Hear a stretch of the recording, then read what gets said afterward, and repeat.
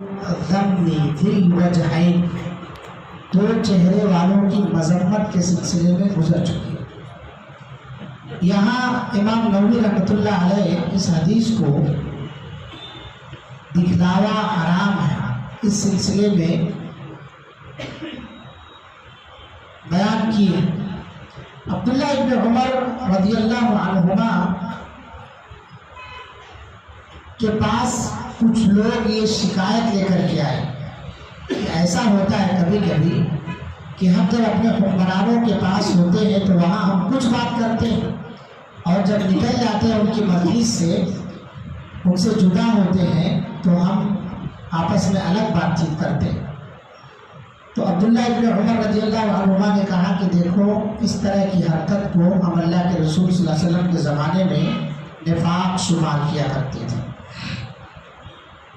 اس حدیث سے معلوم ہوا کہ بہت سارے لوگ ایسے ہوتے ہیں جب حکمرانوں کے سامنے ہوتے ہیں تو ان کو خوشامد کرنے کے لیے، ان کی چاپلوسی کرنے کے لیے، انہیں خوش کرنے کے لیے ان کے سامنے میٹھی باتیں کرتے ہیں، جو حقیقت ہوتی ہے اسے بیان نہیں کرتے، لیکن جب اس مجلس سے الگ ہوتے ہیں ان کے پیٹھ پیچھے ایسی باتیں کرتے ہیں کہ ایسے لگتا ہے کہ یہ ان کے سب سے بڑے دشمن، لیکن ان کے منہ پر جب بات آتی ہے، حق بات بولنے کی باری آتی ہے تو ایسے لگتا ہے کہ ان کا ان سے بڑا جگری دوست کوئی نہیں، ان کا ان سے بڑا خیر خواہ کوئی نہیں۔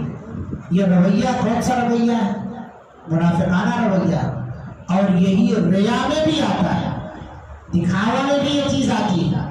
لہذا دکھاوا کیا ہے؟ منافق کی پہچان ہے، دکھاوا یہ حرام ہے۔ اس لیے اس منافقانہ رویے سے حکمرانوں کو کیا ہوتا ہے؟ رعایا کے صحیح حالات کا علم نہیں ہو پاتا ہے، اور وہ سمجھتے ہیں کہ ہم جو کر رہے ہیں وہ صحیح کرتے جا رہے ہیں۔ بہت ساری جگہوں پر یہ حرکت ہونے کی وجہ سے وہاں کوئی بھی ترقی کا کام نہیں ہو پاتا ہے۔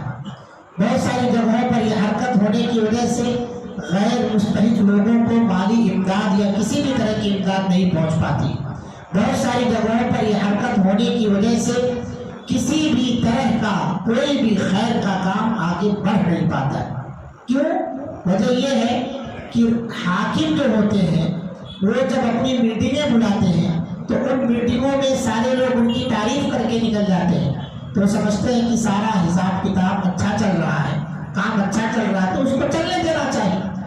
جب اس میں کوئی مخالفت کرنے والا یا اسی طرح سے کوئی ایسا آدمی جو ان پر تنقید کرنے والا، ان کے کاموں کی عیب جوئی کرنے والا کہ آپ نے جو یہ کام کیا ہے یہ غلط ہے، یہ خراب ہے، کوئی اگر اٹھتا ہے تو دوسرے لوگ برا سمجھ لیتے ہیں، حالانکہ یہی اس کے حق میں خیر ہوتا ہے، اس کو قبول کرنا چاہیے، اس کے اس مشورے کو قبول کرنا چاہیے۔ تو لوگ منہ پر جب پہنچتے ہیں، میٹنگوں میں جب پہنچتے ہیں تو یہ سب باتیں نہیں، لیکن جیسے میٹنگوں سے الگ ہوتے ہیں پھر برائی شروع ہو جاتی ہے، دو گناہوں کے مجرم قرار پاتے تو غیبت کرتے بعد میں۔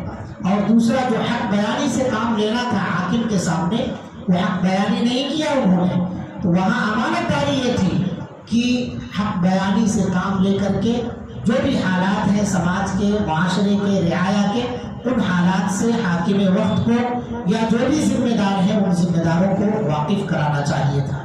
لہذا اخلاص اور خیر خواہی کا تقاضا یہی ہے کہ ان کے سامنے صحیح باتیں کہی جائیں تاکہ رعایا کے صحیح حالات ان کے علم میں آئے اور وہ دھوکے میں نہ رہیں۔ جھوٹی تعریف منہ پر جا کر کے آپ ان کے سب سے زیادہ قریبی بن کر کے لوگوں کا نقصان کر رہے ہیں، چاپلوسی کر کے عوام کا نقصان کر رہے ہیں۔ تو اس رویے سے ہمیں اپنے آپ کو باز رکھنا چاہیے۔ یہ عادت ہم نے بہت سارے لوگوں کے اندر پائی جاتی ہے، جس کے منہ پر جیسا ہے اس کی ویسی تعریف کریں، یہ عادت صحیح نہیں ہے، یہ منافقانہ خصلت ہے۔ اس سے اختلاف کرنا، آپ اپنی بات رکھیں، ادب کے دائرے میں رہ کر کے رکھیں، جھگڑا فساد لڑائی ان سب چیزوں سے اجتناب کرتے ہوئے، اور سامنے والے کو بھی چاہیے کہ وہ ان باتوں کو قبول کرے۔ یہی عبداللہ ابن عمر سے پوچھا گیا، عبداللہ ابن عمر نے کہا کہ اس طرح کا اگر کوئی رویہ رکھتا ہے کہ حاکم وقت کے سامنے کچھ بیان کرتا ہے،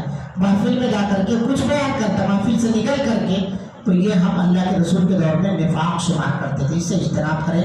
اللہ رب العالمین سے دعا ہے اللہ رب العالمین ہم تمام لوگوں کو جو باتیں صحیح ہیں، حق ہیں، انہیں ان کے موقع محل کے حساب سے کہنے کی اور ان کو ان کے جو ذمہ دار ہیں ان تک پہنچانے کی توفیق عطا فرمائے۔ رب العالمین سماج اور معاشرے کے اندر ہم سب کو امانت داری برتنے کی توفیق عطا فرمائے۔ امانت داری سے خوشحالی آتی ہے، بدامنیاں دور ہوتی ہیں۔ اللہ رب العالمین ہم سب کو ہر معاملے میں امانت دار بنائے۔ اللہ رب العالمین ہر طرح کی ریاکاری، مکاری، منافقانہ خصلت، دھوکے بازی، فراڈ، چاپلوسی، بلا وجہ کی ان تمام چیزوں سے اور بری عادتوں سے اجتناب کرنے کی توفیق عطا فرما۔